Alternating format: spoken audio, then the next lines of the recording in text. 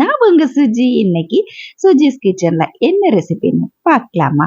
இன்னைக்கு சூப்பரான ஒரு டிஃபன் ரெசிபியோட வந்திருக்கேங்க. நான் இன்னைக்கு டின்னருக்கு ப்ரிப்பேர் பண்ணினேன் இந்த beta bread and mutton kurma recipe எப்படின்னு இந்த வீடியோல ஷேர் பண்றேன். இந்த பீட்டா பிரெட் ரெசிபிங்கிறது ஒன்றும் இல்லைங்க, லைக் நம்ம நான் செய்கிற மாதிரி ஒரு ஃப்ளாட் பிரெட் ரெசிபி தாங்க. இதுக்கு நம்ம நான்வெஜ்ஜோ வெஜ் கிரேவிஸோ வச்சு சூப்பராக சாப்பிட்லாம், ரொம்பவே எம்மியாக இருக்குங்க. பீட்டா பிரெட்டுக்கு ரெடி பண்ணின இந்த மாவை வச்சு நம்ம பீஸா பேஸும் ரெடி பண்ணலாம், குட்டி குட்டி பன்ஸும் ரெடி பண்ணலாம். அந்த வீடியோஸையும் நான் கூடிய சீக்கிரத்தில் அப்லோட் பண்ணுறேன். நம்ம சேனல்லே ஆல்ரெடி இட்டாலியன் பிரெட், அதாவது நார்மலான நான் செய்கிற ரெசிபியும் நான் சேனலில் அப்லோட் பண்ணியிருக்கேன். தேவைப்படுறவங்க செக் பண்ணி பாருங்கள். இந்த ரெசிபி செய்கிறதுக்கு வெது வெதுப்பான பாலில் ஈஸ்ட்டு உப்பு சர்க்கரை கலந்து முதல்ல ரைஸாக வச்சிடலாம். ஒரு 10 நிமிஷம் கழித்து நல்லா ரைஸ் ஆன பிறகு நம்ம மைதா மாவோட சேர்த்து இதை நல்லா பிசைஞ்சிக்கலாம்.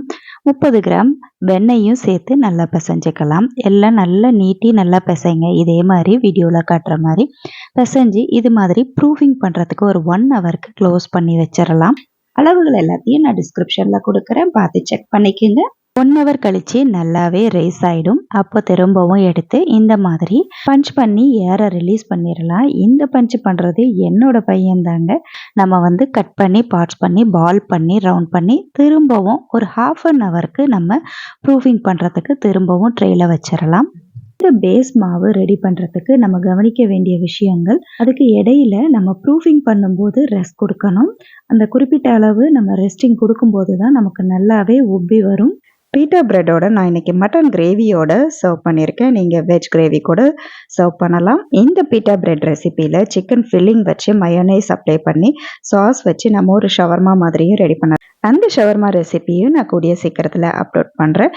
நம்ம உருட்டி வச்சுருக்க இப்போ உருண்டையெல்லாம் நல்லாவே திரும்பவும் நல்லா உப்பி வந்திருக்கும். அவ்வளோதான், நம்மளுடைய மாவு ரெடி ஆயிடுச்சு.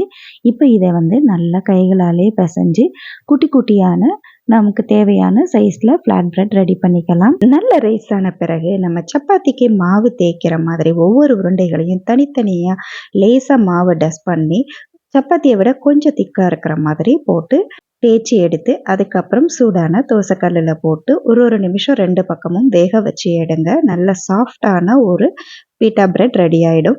எவ்வளோ அருமையாக வீட்லேயே ரொம்ப சாஃப்டான பீட்டா பிரெட்ஸை நம்ம ரெடி பண்ணிட்டோம். இந்த பீட்டா பிரெட் ரெசிபி உங்களுக்கு பிடிச்சிருக்குன்னு நினைக்கிறேன்.